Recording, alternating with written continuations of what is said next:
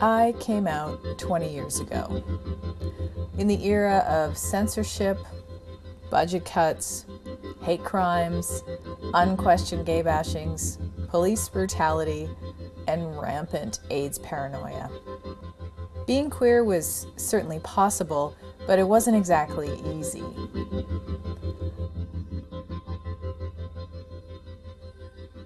Our bars hid in basements, and we partied on the sweaty fringes of society.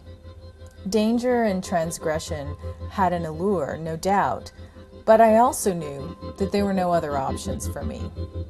There was no gay-straight alliance at my high school. That's not the case for kids today. So these days I wonder a lot how easy it is to be queer. Okay, I remember being like in the car. I was probably in grade 6, and it was really funny because my mom and I had just started watching Dawson's Creek together, and Jack came out of the closet, one of the characters. And I remember being in the car driving around in Whitby one day, and my mom just randomly being like, "So, do you guys know?" I can't remember, what did she say?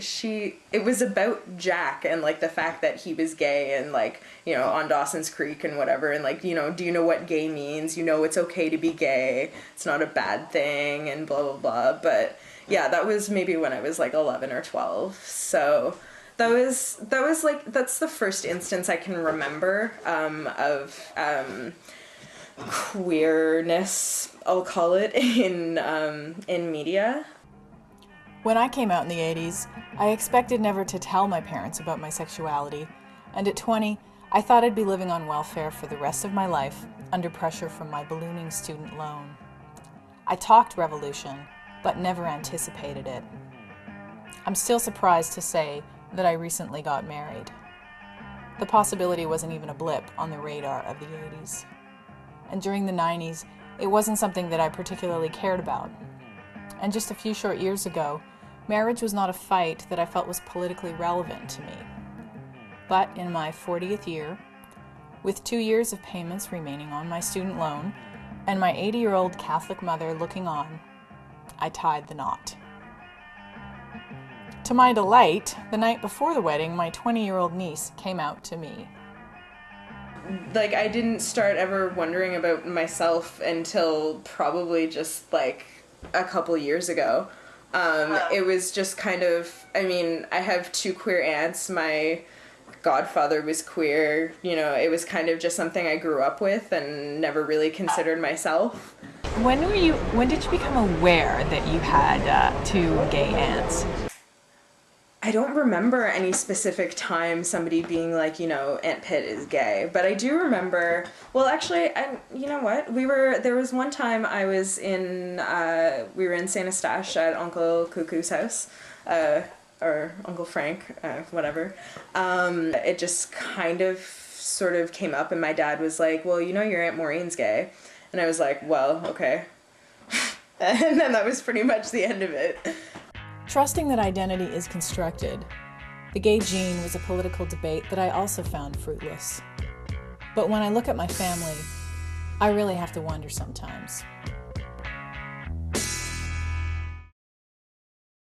Essentially, I came out through the Imagination Film Festival.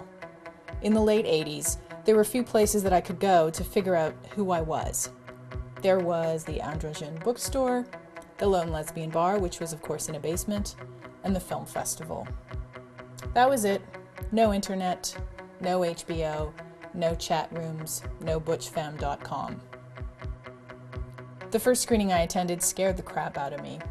I remember watching Lorna Boschman's Butch Femme in Paradise and wondering if that's what I had to be. The second festival came easier, and then it became a habit.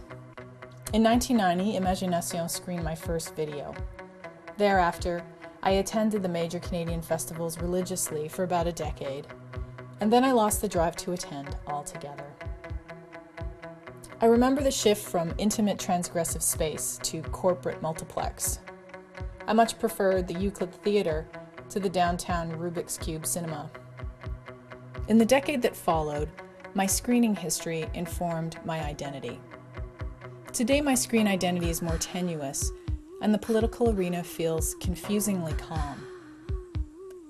These days, I'm more interested in talking about bioidentical hormone therapy than safe words. My own identity questions aside, I wonder if YouTube and the billion-channel universe has made queer film festivals redundant. I no longer live in a city that has a festival, and I no longer know exactly what they mean to me.